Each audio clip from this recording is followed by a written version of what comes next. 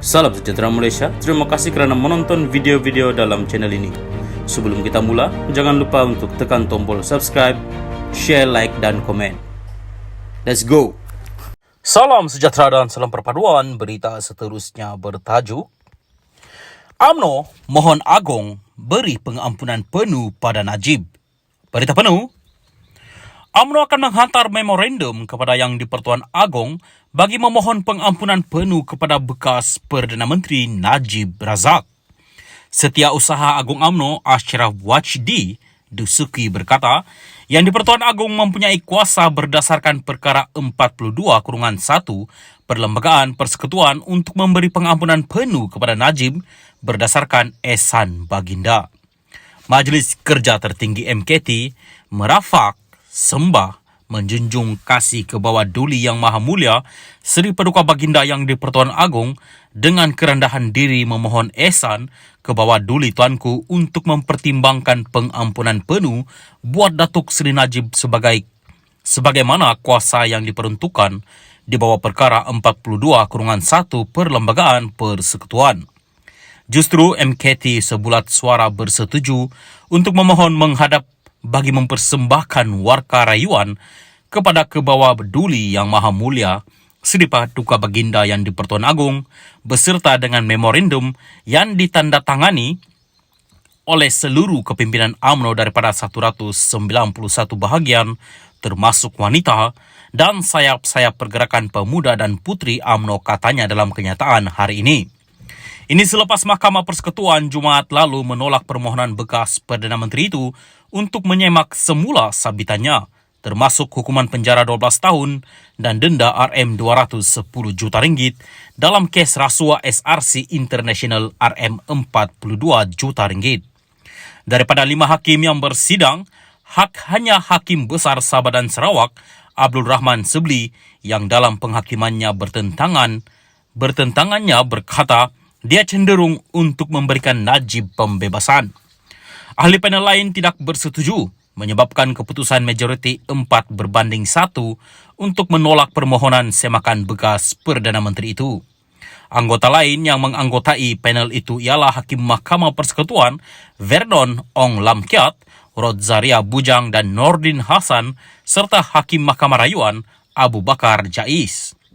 Keputusan semakan itu selaras dengan keputusan pada 23 Ogos tahun lepas oleh panel Mahkamah Persekutuan berlainan yang dipengerusikan oleh Ketua Hakim Negara Tengku Maimun Tuan Mat yang mengekalkan keputusan bersalah Najib serta hukuman penjara 12 tahun dan denda RM210 juta dalam kes rasuah itu. Selain mereka, seorang Hakim Mahkamah Tinggi dan 3 Hakim Mahkamah Rayuan juga telah pun membuat keputusan bahawa bekas Perdana Menteri itu bersalah. Mengulas lanjut, Ashraf berkata permohonan pengampunan penuh ke atas Najib itu dibuat selepas MKT UMNO mengambil maklum mengenai rasa tidak puas hati di kalangan ahli-ahli UMNO. MKT mengambil maklum kedukacitaan dan kerasahan yang amat sangat ahli-ahli UMNO di akar umbi terhadap keputusan yang dilihat tidak adil seiring dengan kenyataan penghakiman yang dizahirkan oleh Hakim Besar Sabah dan Sarawak, kata Ashraf lagi. MKT UMNO hari ini bermusyarat di Ibu Pejabat Parti dipengerusikan Presiden UMNO Ahmad Zahid Hamidi. Hadir sama pada musyarat itu Timbalan Presiden UMNO Muhammad Hassan. Pada 3 April lalu, Peguam Najib Muhammad Syafi'i Abdullah berkata pihaknya akan menggunakan penghakiman bertentangan oleh Abdul Rahman dalam permohonan petisyen pengampunan dirajanya kepada Yang di-Pertuan Agong. Muhammad Syafi'i berkata pasukan pembelaan akan menggunakan penghakiman bertentangan oleh hakim itu dengan menyatakan anak guamannya tidak diberi perbicaraan yang adil. Najib juga mempunyai 3 lagi kes Mahkamah Jenayah yang belum selesai, iaitu perbicaraan rasuah 1MDB membabitkan penyelewengan RM2.28 bilion, kes pengubahan wang haram SRC International berasingan melibatkan RM27 juta, dan kes pecah amanah International Petroleum Investment Company IPIC bernilai RM6.6 bilion ringgit. Walau bagaimanapun, satu-satu kes yang dimenangi bekas Perdana Menteri itu ialah dia telah diberikan pembebasan penuh dalam kes pindah lapor audit 1MDB. Namun, pihak pendakwaan telah merayu kepada Mahkamah Rayuan untuk membatalkan keputusan tersebut.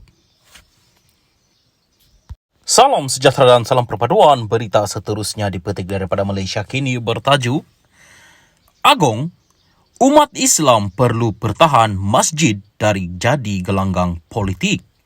Berita penuh. Yang di-Pertuan Agong Al-Sultan Abdullah Riayatuddin Al-Mustafa Bilal Shah bertitah agar umat Islam terus mempertahankan institusi masjid daripada menjadi gelanggang politik mana-mana pihak. Sri Paduka bertitah masjid perlu menjadi satu institusi yang cukup suci, mulia dan dihormati sekaligus menjadi contoh kepada agama-agama lain. Kita tak mahu adanya institusi masjid ini tempat kita berpecah belah. Nauzubillah. Kita semua harus menentukan keharmonian masjid ini dipelihara oleh kita umat Islam, bukan pemimpin semata-mata tetapi karya masjid berkenaan. Saya akan sentiasa ingatkan khususnya di Pahang, masjid tak boleh dicampuri unsur-unsur politik, waimas siapa sekalipun tita baginda pada majlis pemasyhuran Masjid Arzak dan majlis berbuka puasa di Bocang di Melaka hari ini. Hadir sama Raja Permaisuri Agong Tengku Azizah Aminah Maimunah Iskandaria dan turut diiringi yang di-Pertua Negeri Melaka Tun Muhammad Ali Rustam dan Ketua Menteri Datuk Seri Rauf Yusof. Dalam pada itu, Al-Sultan Abdullah turut mengucapkan tahniah atas pelantikan Rauf sebagai Ketua Menteri Melaka ke-13 serta menzahirkan ucapan terima kasih kepada bekas Ketua Menteri Datuk Seri Sulaiman MD Ali yang menguruskan lawatan Sri Paduka ke negeri berkenaan sebelum ini. Hari ini saya mengucapkan terima kasih di atas setiap persiapan untuk menyambut keberangkatan tiba. Saya menghargai usaha dicurahkan Sulaiman. Hari ini begitu besar erti kepada saya dan keluarga dapat hadir ke Melaka. Kali ketiga sejak 2019. Dalam masa 3-4 tahun ini, saya dapat kenal 3 ketua menteri seperti mana saya berpengalaman di Kuala Lumpur dengan 4 Perdana Menteri. Ini adalah satu sejarah bagi saya dan keluarga dan sudah tentu ini akan tercatat dalam sanubari dan ingatan saya selepas saya pulang ke Pahang nanti tita Sri Paduka. Pada majlis berkenaan, Sri Paduka berkenaan menandatangani plak pemasyhuran masjid itu serta mengaruniakan sumbangan kepada 100 penerima. Sri Paduka berdua juga berkenaan solat maghrib berjamaah bersama rakyat jelata. Terdahulu, Sri Paduka berdua berangkat tiba di lapangan terbang antarabangsa Melaka LTAM Batu Berendam dengan pesawat khas pada jam 11.56 pagi tadi bagi memulakan lawatan 2 hari ke Melaka. Sri Paduka berdua kemudiannya berkenaan melawat Bazar Ramadan Peringgit pada jam 4.45 petang tadi. Esok, yang di-Pertuan Agong dan Raja Permaisuri Agong dijadual menerima menghadap ahli-ahli Majlis Agama Islam Melaka Maim.